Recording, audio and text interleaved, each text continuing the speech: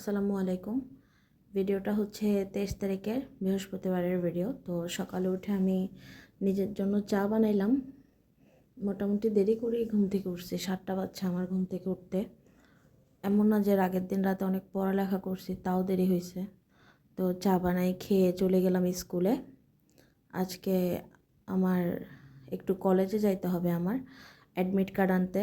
আমার যেহেতু 27 তারিখ মাস্টার্সের এক্সাম, এর জন্য আজকে আমি কলেজে যাচ্ছিলাম অ্যাডমিট কার্ড আনতে। তো স্কুল থেকে সকালে শিফটটা করে স্যার থেকে ছুটি আনলাম, প্রিন্সিপাল স্যার থেকে, কলেজে যাওয়ার জন্য। তো ছুটি দিল, তো ওখান থেকে বাসায় গেলাম। বাসায় যেয়ে রেডি হয়ে বের হইলাম কলেজের জন্য। তো এই তো কলেজে গেছিলাম। এটা মনে হয় আজকে আমার শেষ কলেজে যাওয়া। এরপরে যাব প্র্যাকটিক্যালের জন্য, ভাইভার জন্য। আর এমনিতে কোনো দিন ক্লাসে বা কোনো কাজে কলেজে এই টাইপের যাওয়া হবে না। তো ভাবছিলাম হয়তো ফ্রেন্ডদের সাথে দেখা হবে, কিন্তু ফ্রেন্ডদের সাথেও দেখা হইলো না। আমার একটা ফ্রেন্ড অসুস্থ, যেটা আগেই বলছিলাম। তো আরও একটা বান্ধবী, ওর আজকে জ্বর ছিল, তো ও অ্যাডমিট কার্ড নিতে আসতে পারে নাই। ওর অ্যাডমিট কার্ডটা আমি নিছি। আর একটা ফ্রেন্ডের বাসা দূরে, তো ওর আসতে আসতে অনেক লেট হবে। তাই আমার বান্ধবীর জন্য আর ওয়েট করলাম না, কারণ দেখা যাবে যে ওর আসতে এখনও 40 মিনিট 1 ঘন্টা লাগবে। আমার যেহেতু বাসায় ফেরত যে আবার টিউশনিও করানো লাগতো, এর জন্য ওর আর ওয়েট করতে পারিনি। তো আসলে আমি কলেজে যাই বা যেখানে যাই, আমার মাথায় একটাই চিন্তা ঘোরে যে আমার বাসায় এসে আমার টিউশন পড়ানো লাগবে। এই টেনশনটাই সবসময় মাথায় থাকে।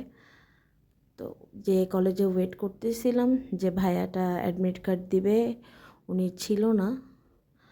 আর কলেজে অনেক ভিড়ও ছিল, দেখলাম মনে হয় কোনো পরীক্ষা ছিল। তো এই তো আমি আমার বান্ধবীর আর আমার অ্যাডমিট কার্ডটা নিয়ে বের হইলাম একজনের সাথে দেখা করতে, ওনার সাথে লাঞ্চ করব। যেহেতু আমার বাইরে এত বের হওয়া হয় না, সেই ইনকোর্স এক্সাম দিয়েছিলাম যখন, তখন বের হয়েছিলাম। তাই ভাবলাম যে লাঞ্চটা বাইরে করি। এর জন্য কলেজ থেকে চলে গেছিলাম লাঞ্চ করতে। তো এই তো লাঞ্চ করলাম, একটু বাইরে হাঁটলাম আর কি। আমার আসলে বাসা আর স্কুল ছাড়া অন্য কিছু দেখা হয় না কোনোদিনও। আমার নিজের কলেজও আমি এবছর করি নাই, কেন যে এত চাপে ছিলাম নিজেও জানি না। যেমন এবছরটাও এরকম চাপে চাপে যাচ্ছে, জানি না পুরোটা বছর এখনও পড়ে আছে কে আছে সামনে। তো বাসায় আসলাম, এসে ওদেরকে ওরা সবাই চলে আসার একটু পরে আসছি, এসে ওদেরকে পাইলাম। এই তো ওদের ভিডিও নিচ্ছি। আর ওরা সবাই কেমন, ওরা অনেক ব্যস্ত আজকে, আমার ভিডিওতে তাকানোরও ওদের টাইম নেই। তো এর জন্য পড়ালেখা করতেছে সবাই। বাসায় যদিও পড়ালেখা করে না, একটাও পড়ালেখা করে না। আমার সব স্টুডেন্টগুলো কেন এমন জানি না, বাসায় পড়ালেখা করে না আমার মতো।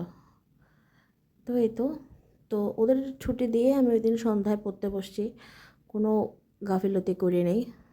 কিন্তু সন্ধ্যা থেকে কোনো ভিডিও নেওয়া হয় নাই। পড়াটা ভিডিও করছি তখন মনে হয় বাজে রাত 12টা 48 আর সামথিং। ভাবলাম যে হ্যাঁ, একটু ভিডিও করি, তাহলে আমার একটা স্টাডি ব্লক হয়ে যাবে।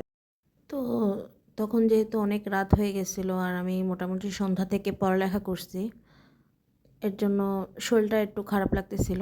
আসলে 2টা বাজতেছিল তখন, তো ঘুম আসা স্বাভাবিক, যেহেতু সকালে স্কুল ছিল, এরপর কলেজে গেলাম।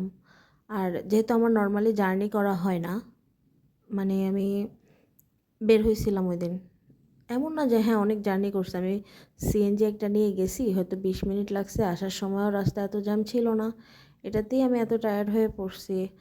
তো একটু টেনশন করতেছিলাম যে যখন পরীক্ষা দিব তখন জার্নি করে যাব পরীক্ষা দিতে, আবার 4 ঘন্টা এক্সাম দিয়ে আবার জার্নি করে আসবো বাসায়। তো কিভাবে ম্যানেজ করব, যেহেতু এবার পরীক্ষাগুলোতে বেশি একটা অফও নেই। আমি মাস্টার্সের এক্সামটা সিরিয়াসলি নিছি, দেখা যাক। চেষ্টা থাকবে যে যেন পাশ করি এবার, নয়তো আরেক বছর পরে ইমপ্রুভ দেওয়ার প্যারাটা নিতে চাই না।